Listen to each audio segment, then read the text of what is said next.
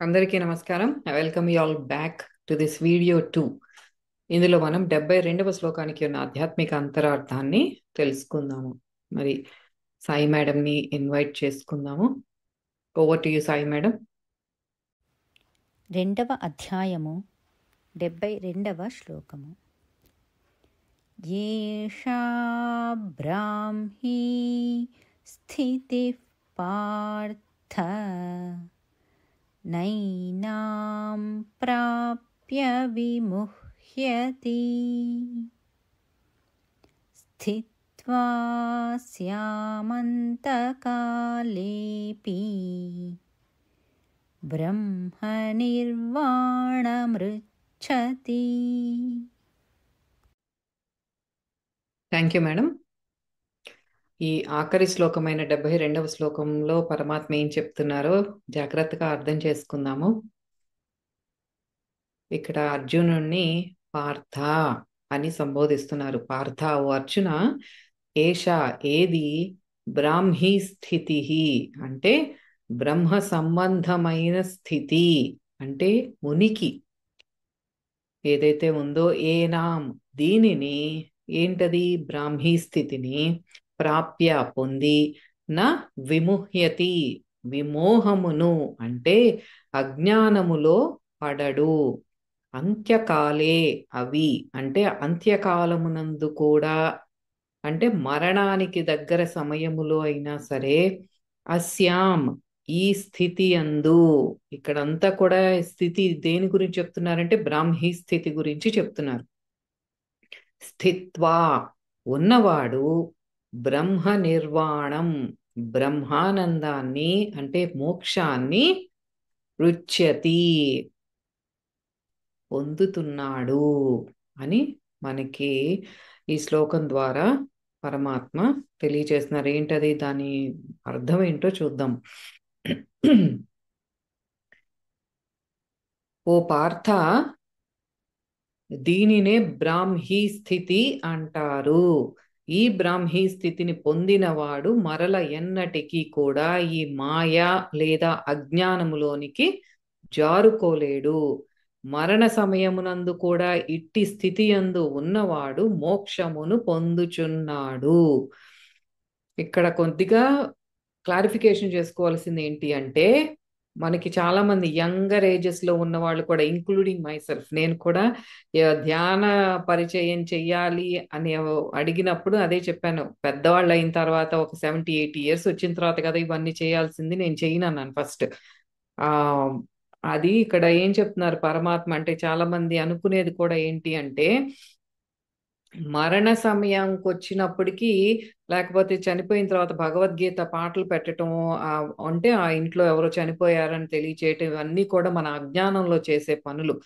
ఈ శ్లోకం ద్వారా పరమాత్మ మనలో ఉన్న అజ్ఞానాన్ని నిర్మూలిస్తున్నారు. చూద్దాం అది లోతుల్లోకి వెళ్ళి. ఆ మరణానికి ముందు కూడా అన్న మాట దగ్గర మనం చాలా జాగ్రత్తగా అర్థం చేసుకోవాలి. ఇది మనకి పరమహంస యోగానంద గారు చాలా చక్కగా ఎంత లోతులోకి వివరించారో చూద్దాము. ఆధ్యాత్మిక అంతరార్థం ఏంటి అంటే, ఇక్కడ బ్రహ్మస్థితి బ్రాహ్మీ స్థితి అన్న మాట వాడారంటే ఏంటి, అనంతమైన సర్వవ్యాపకమైన పరమాత్మ చైతన్యంలో ప్రతిష్ఠితుడు అవడాన్ని అంటే, ఆ త్రోన్ని, ఆ మహాసింహాసనాన్ని అధిష్ఠించినటువంటి వాడు, ఆ స్థితిని బ్రాహ్మీ స్థితి అంటున్నారు. ఏంటి, ఎక్కడుంది ఆ త్రోన్ అంటే, ఎక్కడన్నా వేరే ఎక్కడన్నా హిమాలయాల్లోకి వెళ్తేనో కైలాసానికి వెళ్తేనో అక్కడెక్కడో ఉందా అంటే మనలోనే ఉంది. మనం ఎప్పుడైతే ఆ కాస్మిక్ కాన్షియస్నెస్ సహస్రార స్థితికి చేరుకుంటామో దానిని బ్రాహ్మీ స్థితి అంటున్నారు. అక్కడ ఏంటది, ఆమ్ని ప్రెజెంట్, అక్కడ సర్వవ్యాపకమైన పరమాత్మ చైతన్యంతో మనం అనుసంధానమై అక్కడే ఇంకా స్థిరంగా ప్రతిష్ఠితులమవుతున్నాము. అక్కడ వేర్ ఎంథ్రోనింగ్ అవర్ సెల్ఫ్, ఇంక అక్కడి నుంచి కిందకి జారేది లేదు. ఆ త్రోని మీద ఒక రాజులాగా, ఒక చక్రవర్తి లాగా మనం అధిష్ఠించి కూర్చుంటున్నాము. ఆ స్థితినే బ్రాహ్మీ స్థితి అంటున్నారు. ఈ స్థితిని మనం జీవించి ఉన్నప్పుడే సాధించిన ఒక యోగి ఇక మాయలో పడటం, ఈ కిందకి మళ్ళీ అధమ స్థితికి అంటే మళ్ళీ ఈ బాడీ కాన్షియస్నెస్ తో నాకు ఈ ఇంద్రియాలతో వెళ్ళటం కానీ ఇవేమీ కూడా ఉండవు. ఆ దేహాత్మ భావన కానీ అహంతో కూడుకొని నేను నాది అన్న ఇవన్నీ మమకారాలు కానీ ఏమీ ఉండవు అని ఇక్కడ ఈ శ్లోకం చాలా అద్భుతమైనది. ఇంకా లాస్ట్ చెరీ ఆన్ టాప్ అంటారు చూడండి, మనకు అన్నీ తెలుసుకున్న తర్వాత ఇంకా లాస్ట్ ఆ నిర్వికల్ప సమాధి స్థితి దగ్గరికి తీసుకెళ్లారు పరమాత్మ చక్కగా ఒక్కటి చెప్పుకుంటూ. పరమాత్మతో లయమై ఉండే జీవిస్తారు. ఇదేంటి, మనం ఈ స్థితికి చేరుకోవాలంటే ఇంకొక అజ్ఞానపు ఆలోచన ఏంటి అంటే, మనం మనిషి మరణించిన తర్వాత ఆటోమేటిక్ గా బై డిఫాల్ట్ ఇంకా పరమాత్మతో లయమైపోతారు అని చాలా మంది అనుకుంటారు. అది ఇంకొక అజ్ఞానం. అక్కడ పరమాత్మతో లయం అవ్వటం అంటే చనిపోవటం కాదు. మన శరీరాన్ని వదిలేసినంత మాత్రాన డైరెక్ట్ గా వెళ్ళిపోయి పరమాత్మతో లయమైపోవు. మనకి ఇంకా లేయర్స్ ఉన్నాయి. ఆ ఫిజికల్ లేయర్ ఒక్కటే మనం వదిలిపెట్టేస్తున్నాం. ఈ శరీరం అనే ఈ బయట తొడుగు మాత్రమే వదిలిపెట్టేస్తున్నాం. ఇంకా లోపల మనకి ఇంకా తొడుగులు ఉన్నాయి.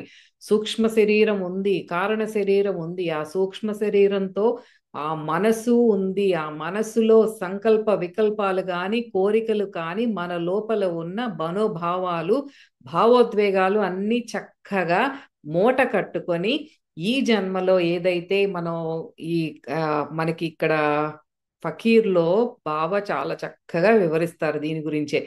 మీరు ఫిజికల్ బాడీ వదిలేసినంత మాత్రాన అంత ఫీల్ అవ్వక్కర్లేదు.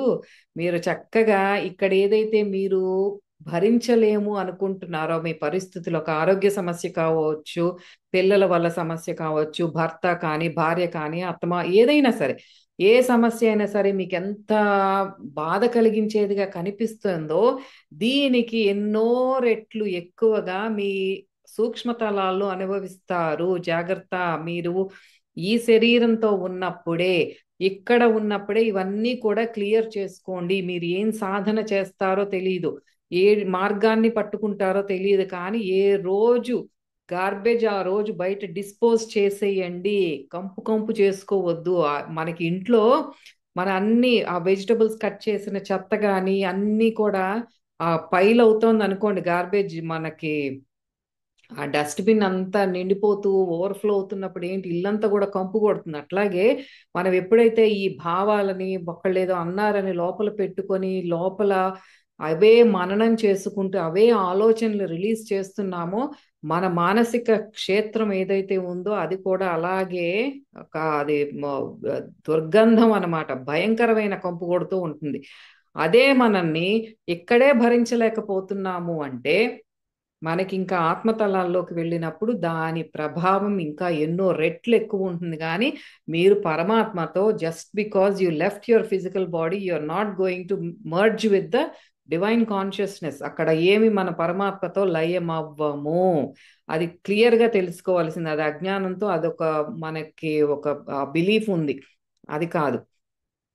మనం ఈ జన్మ ఇక్కడ ఈ శరీరంతో ఉన్నప్పుడే ఆ బ్రాహ్మీ స్థితిని మీరు ఆ ఆ స్థితిలోకి అది ప్రాప్తింప చేసుకోగలరు విత్ గాఢ సాధన ద్వారా అని చెప్తున్నారు. అట్లా జీవించి ఉన్నప్పుడే సాధించిన ఒక యోగి ఇంకా మాయలోకి వెళ్ళటం, ఇంకా నిర్వికల్ప సమాధి స్థితిలోకి వెళ్ళిన తర్వాత ఇంకా కిందకి పడిపోవటం అనేది ఏమీ ఉండదు. ఇంకా వాళ్ళకి ఇక్కడ ఏం జరుగుతోంది, వాళ్ళ ముందు ఎన్ని నిధులు పెట్టినా ఎన్ని డబ్బులు మీకు ఇన్ని కోట్లు ఇస్తామన్నా సరే వీటికి ఏది కూడా టెంప్ట్ అవ్వరు. అదే బ్రాహ్మీ స్థితి. తన అట్లా పరమాత్మతో లయమయ్యే ఉంటారు. వాళ్ళ ఐడెంటిఫికేషన్ కూడా వాళ్ళని కాపాడుకుంటారు. అంటే ఏంటంటే ఇప్పుడు పరమహంస యోగానంద గారు ఉన్నారు అంటే అంత పెద్ద సెల్ఫ్ రియలైజేషన్ ఫెలోషిప్ కానీ యోగరాజ్ సత్సంగ్ సొసైటీ ఇదంతా కూడా నిర్మించారు. ఇదంతా అమెరికాలో ఈ వెస్టర్న్ వరల్డ్ కి క్రియా యోగం అనేది స్ప్రెడ్ చేశారు. అంత పెద్ద సంస్థను నడిపించారు. ఆయన ఇదంతా ఎట్లా చేశారు అంటే పరమాత్మ స్థితిలో అనుసంధానమై ఉండి అక్కడే యాంకర్ అయి ఉండి ఇదంతా చేశారు. అంటే నా పేరు ఇది అన్న ఆ ఇండివిజువాలిటీ ఆయనకు ఉంది, ఉండే ఇవన్నీ చేశారు. అదొక్కటే ఉంటుంది, నాకు ఇది పేరు ఉంది, ఇదంతా చేస్తున్నారు, ఇదంతా కూడా భగవంతుడు చేస్తున్నారు అని ఆ పరమాత్మతో లయమయ్యే చేస్తారు. కానీ నేను చేస్తున్నానన్న కర్తృత్వ భావనతో చేయరు. ఆ స్థితి గురించి చెప్తున్నారు. ఇండివిజువాలిటీ ఉంటుంది కానీ ఆ బ్రాహ్మీ స్థితిలో ఉంటారు, అక్కడే స్థిరపడిపోతారు వారు. ఇది భౌతిక దేహం నుండి సూక్ష్మ దేహంలోకి ప్రవేశించే క్షణంలో సాధించినప్పటికీ, అంటే మరణ సమయంలో సాధించినప్పటికీ కూడా ఆ ఆత్మ బ్రహ్మ నిర్వాణాన్ని పొందుతుంది. ఇక్కడ మనం జాగ్రత్తగా అర్థం చేసుకోవాలి. భౌతిక దేహం నుండి సూక్ష్మ దేహంలోకి మనం ప్రవేశించాం అంటే ఏంటి? మనం బాడీ వదిలేస్తున్నాము, మరణ సమయం ఆసన్నమైంది, ఇంకా కొద్ది క్షణాల్లో నేను చనిపోతున్నాను. ఆ టైం వచ్చినప్పటికీ కూడా ఆ ముందు క్షణంలో నేను పరమాత్మతో అంత సమాధి స్థితిలోకి వెళ్ళిపోయాను. ఆ క్షణం అప్పుడు నేను సాధించాను. Just before I left my physical body అయినప్పటికీ కూడా అది కూడా కౌంట్స్. అది కూడా నిన్ను బ్రహ్మ నిర్వాణ స్థితికి తీసుకువెళ్తుంది. అంటే యూ అటైన్ దట్ నిర్వాణ. అది ఊరికే వస్తుందా? ఒక్క నిమిషంలో చచ్చిపోయే ముందు వస్తుందంటే కాదు. దానికి ఎంతో నేను ఏళ్ల తరబడి సాధన చేశాను. నా లైఫ్ అంతా కూడా సాధన చేశాను. చివరికి నాకు ఇంకా చనిపోతాను అనే ఒక్క నిమిషం ముందు నాకు అది ప్రాప్తించింది. ఆ సమాధి స్థితిలోకి నేను వెళ్ళగలిగాను అన్నప్పుడు కూడా అతను ఆ బ్రహ్మ నిర్వాణాన్ని పొందుతారు అని చెప్తున్నారు. అది అక్కడ మనం అర్థం చేసుకోవాల్సింది. అంతేగాని ఫిజికల్ బాడీ వదిలేస్తేనా, లేకపోతే చచ్చిపోయే ముందు మనకి సమాధి వస్తుందా అంటే అట్లా కాదు అర్థం చేసుకోవాల్సింది. ఈ స్థితికి చేరుకున్న వారికి ఇంకా జన్మలు ఉండవు, శాశ్వతమైన పరబ్రహ్మంలో ఐక్యమైపోతారు. ఈ స్థితికి ఎలా చేరుకున్నారు అంటే తనలోని అహాన్ని, కోరికలని సమూలంగా, మనకి ఇంతకు ముందే 71వ శ్లోకంలో చెప్పినట్టు అన్ని కోరికలు సర్వాన్, ఆ అన్ని కోరికలను సమూలంగా సర్వనాశనం చేసినప్పుడు మాత్రమే మనం ఈ బ్రాహ్మీ స్థితికి చేరుకోగలము. ఈ స్థితికి చేరుకున్న వారు ఇంకా తమ ఇచ్చ ప్రకారం భౌతిక శరీరాన్ని కానీ సూక్ష్మ శరీరాన్ని కానీ ధరించవచ్చు, కానీ అవి వారిని బంధీని చెయ్యలేవు. అందుకే మనకి ఆ, అంటే ఏంటంటే ఇంక మనకి పరమాత్మతో లయమైపోయాము అన్నప్పుడు ఇంక మనకి అసలు జన్మలు ఉండవు.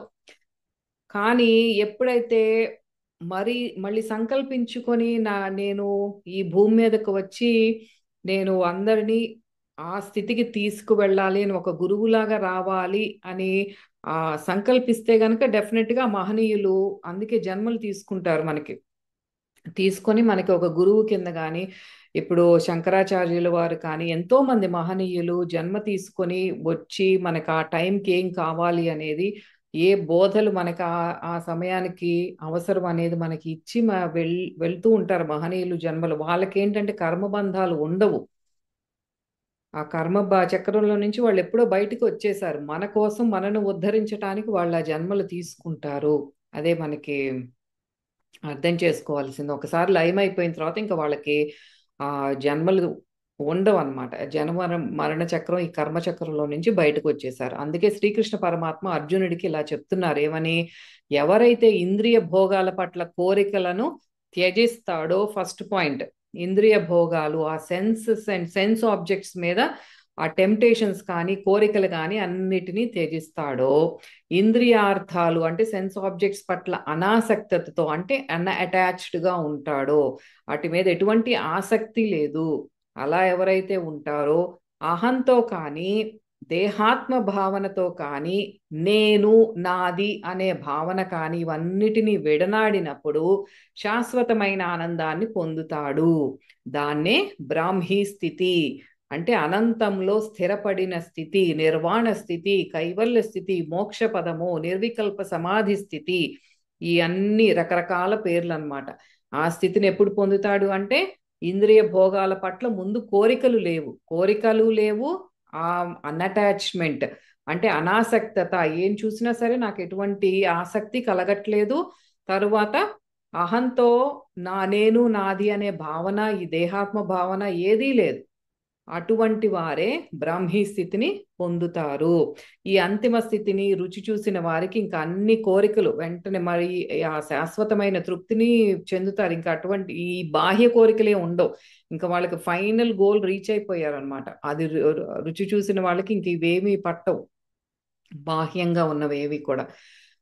ఎట్లా అయితే మనకి మంచి తాజా తేనె అందుబాటులో ఉన్నప్పుడు ఎప్పటితో పాడైపోయింది ఒక స్టేల్ బెల్లం రసాన్ని కోరుకోం కదా, అట్లాగే ఆ బ్రహ్మానంద స్థితిని రుచి చూసిన యోగి కూడా ఈ అధమమైన సుఖాల వైపు దృష్టి సారించరు. అట్లాంటిది ఎప్పుడు కూడా జరగదు, అది అసాధ్యము. అదే బ్రాహ్మీ స్థితి అంటే. శ్రీకృష్ణ పరమాత్మ అర్జునుడి ద్వారా అన్ని యుగాలలోని సత్యాన్వేషులకు, ఇది భగవద్గీత ఇప్పుడు వచ్చినది కాదు, ఎన్నో యుగాల నుండి వస్తున్నది. అది సత్యాన్వేషులకి. కానీ ప్రతి మానవుడు ఎట్లా జీవించాలి అనేది మనకి పరమాత్మ స్వయంగా అందించిన ఆ మహాగ్రంథం ఇది. అర్జునుడి ద్వారా, అర్జునుడిని పెట్టుకుని మనందరికీ ఏం చెప్తున్నారు, యుగ యుగాలుగా సత్యాన్వేషులకు ఏం చెప్తున్నారు అంటే, ఈ పోరాటం ఎంతో విలువైనది. ఈ నీ అంతిమ లక్ష్యాన్ని చేరుకో, ఎప్పటికీ పాతపడని, నిత్యము తాజాగా నూతనంగా ఉండే ఆ ఆనందామృతాన్ని నువ్వు సేవించు. ఎందుకు ఇప్పుడు మనకి ఒక వస్తువు కొనుక్కున్నామంటే 2 రోజుల్లో దాని మీద ఆపేక్ష పోతుంది.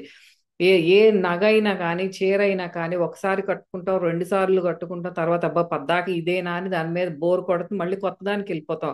ఏ వస్తువైనా అంతే. ఒక ఫోన్ కొనుక్కున్నా సరే, అది part of our daily routine అయిపోతుంది. కొనుక్కునే వరకు ఏదో ఆలోచన, అబ్బా అబ్బా ఎట్లా ఉంటుందో, దాని ఫీచర్స్ అన్ని చూడాలని అనిపిస్తుంది. కానీ ఒకసారి మన సొంతం చేసుకున్న తర్వాత ఒక వీక్ 10 days ఇంకంతే ఆ రొటీన్లో పడిపోతాం. ఏదైనా సరే అవన్నీ పాత పడితే కానీ బ్రహ్మానంద స్థితి అనేది ఎప్పుడు నూతనంగా తాజాగా, ఎప్పుడు ఆనందామృతాన్ని అట్లా మనకి కురిపిస్తూనే ఉంటుంది. అదే ఆ స్థితికి ఉన్న లక్షణం అని చెప్తున్నారు శ్రీకృష్ణ పరమాత్మ. మనల్ని ఎంకరేజ్ చేయటానికి ఇంకా ఇట్లా ఏం చెప్తున్నారంటే, మనిషి ఈ అంతిమ గమ్యాన్ని ఎలా చేరుకుంటాడు, ఎప్పుడు చేరుకుంటాడు అనేది ముఖ్యం కాదు. నువ్వు ఎన్ని జన్మలు తీసుకుంటావో, లేకపోతే ఈ జన్మలో ఎప్పుడు నువ్వు చేరుకుంటావో, లేకపోతే ఏ మార్గాన్ని నువ్వు పట్టుకుంటావో అనేది ముఖ్యం కాదు. తన నిరంతర సాధన వల్ల ఈ స్థితిని తన అంత్యకాలము అంటే మరణ సమయమునందు కొద్దిగా ఇంకా చచ్చిపోతున్నాననే కొంత సమయం ముందైనా సరే మళ్ళీ ఆ స్థితి నుండి విడిపడడం కూడా ఉండదు. ఇప్పుడు మనకి కొంతమంది చాలా ఎర్లీ లైఫ్లోనే ఆ నిర్వాణ స్టేట్ని రీచ్ అవుతారు. తర్వాత వాళ్ళ లైఫ్ అంతా కూడా ఈ బోధనలు చేయటం కానీ ఇట్లా టైం స్పెండ్ చేస్తూ ఉంటారు. కొంతమందికి లేటర్ ఏజెస్లో ఆ స్థితికి రీచ్ అవుతారు. అట్లా పరమాత్మ ఏం చెప్తున్నారంటే, మీరు భక్తిలో లయమైపోయి ఆ భగవంతుడితో మీరు అప్పుడు అమ్మవారికి పూజ చేస్తున్నారు, నిత్యం అమ్మవారినే మరణం చేస్తున్నారు అన్నప్పుడు మనకు ఆ దేవి లక్షణాలు మనలో ప్రొజెక్ట్ అవుతూ ఉంటాయి. అట్లా మీరు ఏ మార్గం పట్టుకున్నా, మంత్ర సాధన చేస్తున్నారా, జపం చేస్తున్నారా, ధ్యాన సాధన చేస్తున్నారా, యోగ సాధన చేస్తున్నారా, మీకు నచ్చింది ఏం చేసుకున్నా అది అన్ని ముఖ్యం కాదు. ఆ సాధన వల్ల ఈ స్థితిని అంత్యకాలము, ఈ లాస్ట్ మినిట్లో మీరు కనుక అచీవ్ చేసినప్పటికైనా సరే, ఇంకా అక్కడి నుండి మీరు బయటికి రావటం అనేది ఉండదు. మీరు ఇంకా అక్కడ ఉండిపోయారు, పరమాత్మతో లయమైపోయారు అంతే. అది ఒక్క నిమిషం చచ్చిపోయే ముందైనా పర్లేదు, ఆ స్టేట్లో అయినా పర్లేదు అని చెప్తున్నారనమాట. మరణ సమయంలో ఉండే ఈ తీరని కోరికలే మళ్ళీ జన్మ తీసుకోవడానికి కారణమవుతున్నాయి. మనకు ఆ లాస్ట్ మినిట్లో ఆ కోరికలతో చనిపోతాము. ఆ మరణ సమయంలో కూడా కోరికలతో ఉండి అలా చనిపోయినప్పుడే మళ్ళీ మనం జన్మ తీసుకోవటానికి కారణం అవుతున్నాయి. ఎవరైతే ఈ భౌతిక ప్రపంచం అనే దట్టమైన అడవిలో తాత్కాలికమైన ఈ సుఖాలు అనే పుష్పాలని వెతుక్కుంటున్నప్పుడు ఆ భౌతిక కోరికలు తీర్చుకోవడానికి పునర్జన్మలు తీసుకుంటాడు. అంతే. ఎప్పుడు మనకి సుఖాల వైపే వెళ్ళినప్పుడు ఏంటంటే, ఆ కోరికలు వలలో ఉన్నప్పుడు ఆ కోరికలు తీర్చుకోవటానికి అది అది ఇంతకు ముందు కూడా చెప్పుకున్న మంచి కోరిక అయి ఉండొచ్చు, ఏదైనా అయి ఉండొచ్చు. నా ఆరోగ్యాన్ని చూసుకోవాలి, ఈసారి నా వచ్చే జన్మలో నేను మంచి ఆరోగ్యంతో ఉండాలి అనుకున్నప్పుడు ఆ అది కూడా కోరికే కాబట్టి మళ్ళీ మళ్ళీ జన్మకి కారణం అవుతుంది. ఆ తీర్చుకోవడానికి మళ్ళీ పునర్జన్మ తీసుకుంటామని చెప్తున్నారు. కోరికలు నశించిన వాడే పరమాత్మతో లయమవుతాడు. ఎటువంటి కోరికలు ఉండకూడదు. పూర్వ నిక్షిప్తంగా ఏదో ఒక సీడ్ రూపంలో లోపల ఉన్నా సరే, ఇప్పుడు బాహ్యంగా మనం ఏదన్నా దానికి టెంప్ట్ అవుతున్నా సరే, ఏదీ ఉండకూడదు. శ్రీకృష్ణ భగవానులు భక్తులను ఆ స్థితిని చేరుకోవడానికి నిరంతరం సాధన చెయ్యండి అదే చెప్పేది. ఈ ఉన్న జన్మని వేస్ట్ చేసుకోవద్దు. మీరు ఏదో ఒక రకంగా మీ లైఫ్ స్టైల్ని కొద్దిగా మార్చుకొని స్టార్ట్ డూయింగ్ సంథింగ్, ఏదో ఒక మార్గం పట్టుకొని ముందుకు వెళ్తూ ఉండండి అని పరమాత్మ మనకి సలహా ఇస్తున్నారు ఈ శ్లోకం ద్వారా. మరణ సమయం వరకు కూడా ఆ సాధన కొనసాగించండి, ఆపొద్దు మీరు. కంటిన్యూ. మీరు రీచ్ అవుతారా లేదా, సిద్ధులు వస్తున్నాయా, సిద్ధులు రావట్లేదా, నీ కోరికలు నెరవేరుతున్నాయని ఏది వద్దు. Just continue your practice. మీ సాధన కొనసాగించుతూ ఉండండి. బైబిల్లో కూడా చెప్పారు ఇదే విషయాన్ని గురించి అని, అక్కడ కూడా కోట్ చేశారు పరమహంస యోగానంద గారు. మనకి ఈ శరీరం ఉన్నప్పుడే, ఈ భౌతిక జీవితంలో ఉన్నప్పుడే మన ఆత్మ కోరికల నుండి విముక్తి పొందాలి. మరణం లోపు అది సాధించలేకపోతే గనక మళ్ళీ మనం జన్మ తీసుకుంటాము. లాస్ట్ మినిట్లో ఇంకా ట్రైన్ వెళ్ళిపోతుంది అనేది, ఆ రన్నింగ్ ట్రైన్ క్యాచ్ చేసేటప్పుడైనా సరే, ఒక్క నిమిషం ముందైనా సరే మీరు ఆ సమాధి స్థితిని చేరుకుంటే గనక మీకు మళ్ళీ జన్మ ఉండదు. ఆ కోరికతో చనిపోతే మళ్ళీ జన్మ తీసుకుంటారు అని చెప్తున్నారు పరమాత్మ. మానవుడు ఈ అజ్ఞానంలోనే కొనసాగడం మూర్ఖత్వం. ఇంత చెప్తున్నా సరే మీకు, మీరు ఇంకా అజ్ఞానంలో ఉంటారంటే అది మీ మూర్ఖత్వం అయ్యా. తన తీరని కోరికలు, అహం తన్ను ఎటువంటి అగాధంలోకి నెట్టేస్తాయో, ఎటువంటి ఇబ్బందులు దుఃఖాల వైపు నడిపిస్తాయో ఇంక మీకు చెప్పనలవి కాదు. అందుకే నెత్తి నోరు కొట్టుకొని చెప్పుకుంటున్నాను, ఈ కోరికల మీదకు వెళ్ళొద్దయ్యా అని పరమాత్మ, పరమహంస యోగానంద గారు మనకి చాలా ఆ ఆవేదన అన్నమాట. మీరు అందరూ దయచేసి ఈ మార్గంలో ఉండండి, పరమాత్మతో మననం చేసుకుంటూ ఉండండి, టైం వేస్ట్ చేయొద్దు అని ఎంతో లోపల నుండి మన కోసం ఇంత ఆదుర్ద పడుతున్నారు. నిరంతరం కష్టపడండి. ఎప్పుడు ఇంపేషన్స్ వద్దు, మీకు అసహనం అనేది వద్దు, దానికి గురి అవ్వద్దు.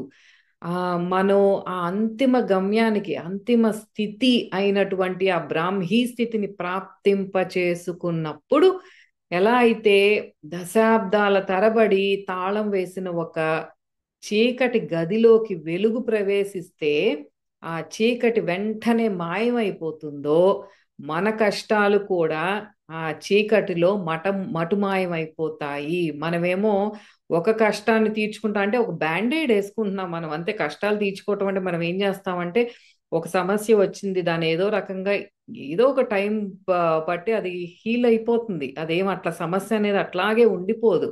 అట్లాగే మనం తీర్చుకుంటున్నాం అనుకుంటున్నాం, కానీ పరమాత్మ చెప్పేది అల్టిమేట్ గురించి. అన్ని కష్టాలు అసలు ఏమీ లేకుండా జీరోకి వచ్చేది ఏంటి అంటే, ఆ చీకటి గది లాంటి మీ అజ్ఞానంలో ఆ జ్యోతి, జ్ఞాన జ్యోతి ఎప్పుడైతే వెలుగుతుందో, అందులోనే మీ కష్టాలన్నీ కూడా చిటికలో మటుమాయమైపోతాయి. డజంట్ టేక్ లాంగ్, జస్ట్ సమాధి స్థితికి వచ్చేసేయండి, నా దగ్గరికి వచ్చేసేయండి, అన్ని మాయమైపోతాయి అని చెప్తున్నారు.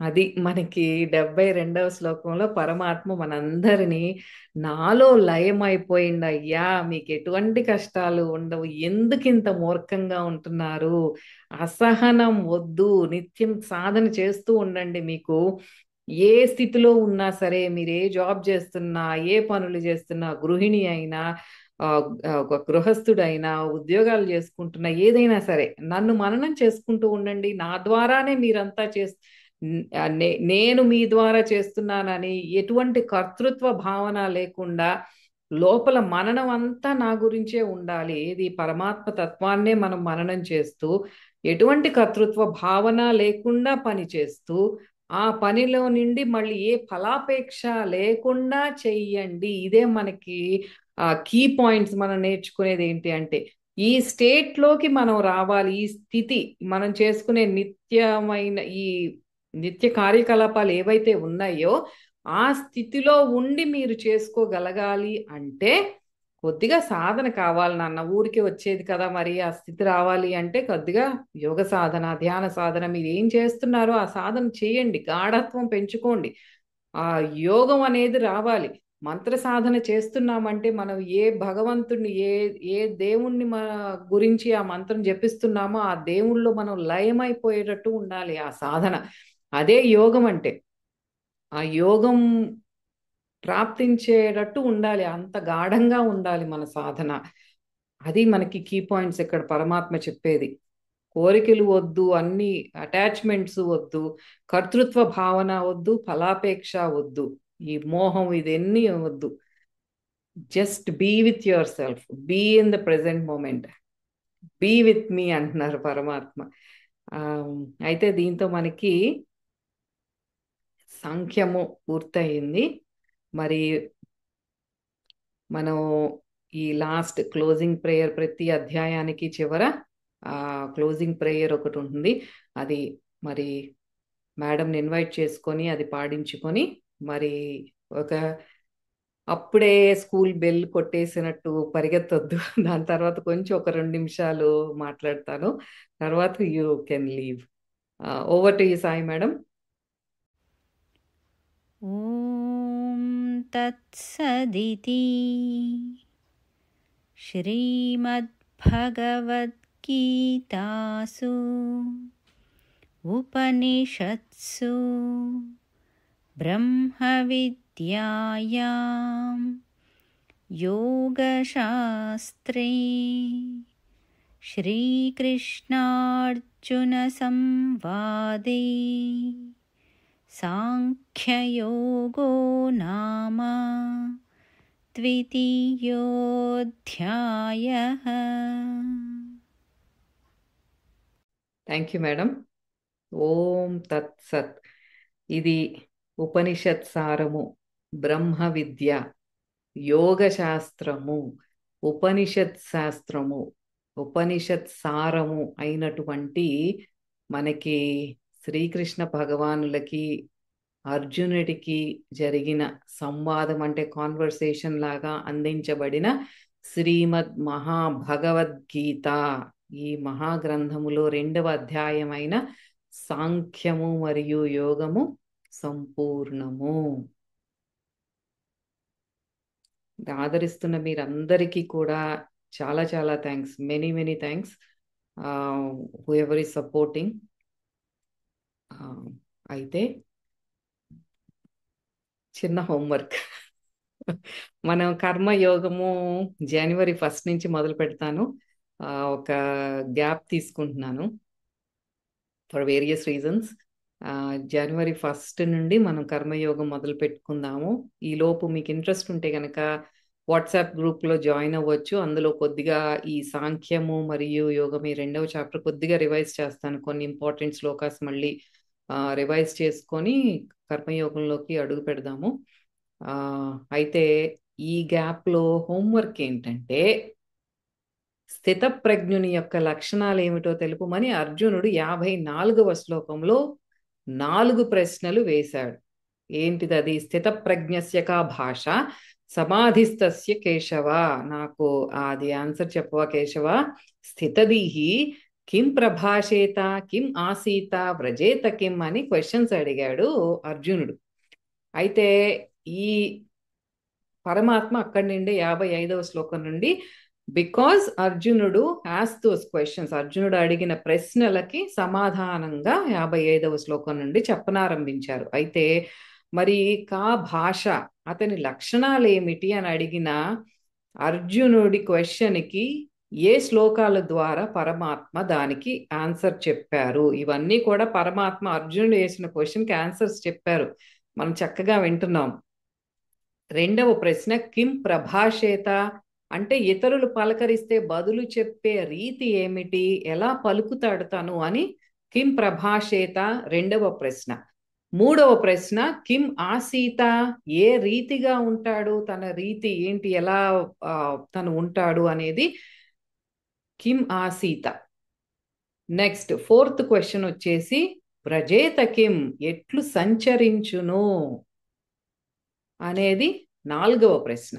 ఇప్పుడు ఈ 4 ప్రశ్నలకి సమాధానం మన ఈ శ్లోకాల్లో ఎక్కడెక్కడ ఇవ్వబడింది అనేది కొంచెం హోంవర్క్ చేసుకుందాము. వీటి ఆన్సర్స్ నేను మళ్ళీ కర్మయోగం మొదలైనప్పుడు జనవరి 1న ఇవ్వటం అనేది జరుగుతుంది. అప్పటి వరకు కొద్దిగా ఈ శ్లోకాలు ఒకసారి రివైజ్ చేసి, మీ దగ్గర భగవద్గీత ఏదో ఒక బుక్ ఉండే ఉంటుంది కదా, అందులో ఒకసారి చూసి దానికి ఆన్సర్స్తో సిద్ధంగా ఉండండి. Happy holidays. మధ్యలో మనకి క్రిస్మస్ వస్తుంది, నెక్స్ట్ ఇప్పుడు థ్యాంక్స్ గివింగ్ మాకు అమెరికాలో, తర్వాత క్రిస్మస్, ఇవన్నీ వస్తున్నాయి, హాలిడే సీజన్. సో అందరూ మీ ఫ్యామిలీతో, ఫ్రెండ్స్తో ఎంజాయ్ చేయండి. మళ్ళీ కలుద్దాం. నమస్తే.